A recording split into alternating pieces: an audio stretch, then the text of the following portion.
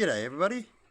While we're on the subject of forgiveness, to get you to understand different forgiveness and how it feels and what you could be in and why you want to forgive, you think about it. Say a war happens right now, battle, which can. On the edge, they're talking about it all the time. Say it happens down the next year or so, before anyone can make better defence weapons that I talked about, better ships and that won't pollute. They can make holes in that, but we can repair from that. They won't make it 1,000 years, 100 years, 50 years big problem for other people and other generations. If we have a war right now, besides nuclear bombs going off and causing pollution, they're going to have ships and all cruising around there, aircraft carriers and stuff, and they're going to sink these things. And then we're going to have heaps. And you look up how many ships they've got worldwide that have a nuclear core in it. And you imagine half of them getting sunk. When a war starts, and if you look up just even World War II and previous wars, they help us get answers. You look back.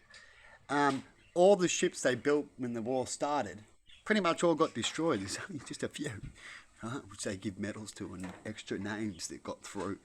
Most of them got destroyed, or they only got ships left because they got built during the war, right? Because a lot of ships get sunk.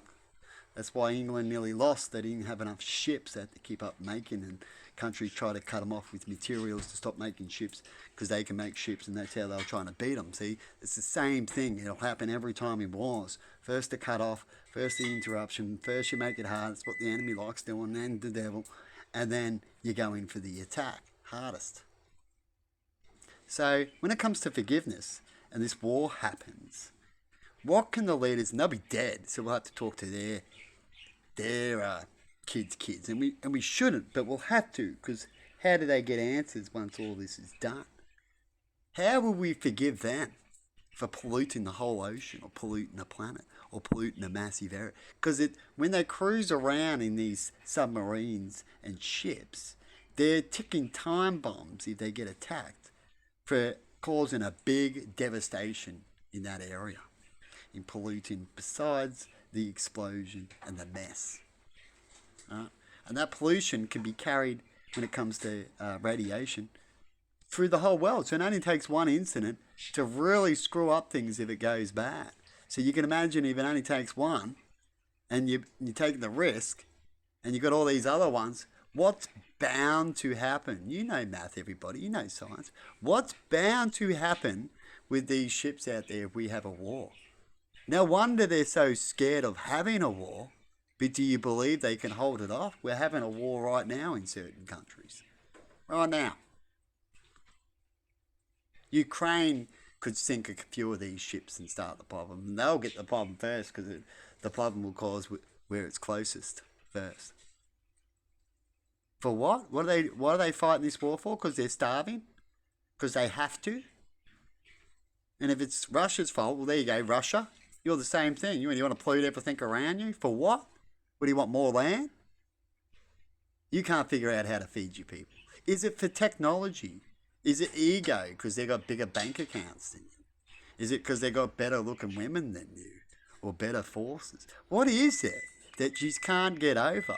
That you all need to have an ego to make more and more and more, or better and better, without thinking as well? You don't care as long as it's powerful. What is that?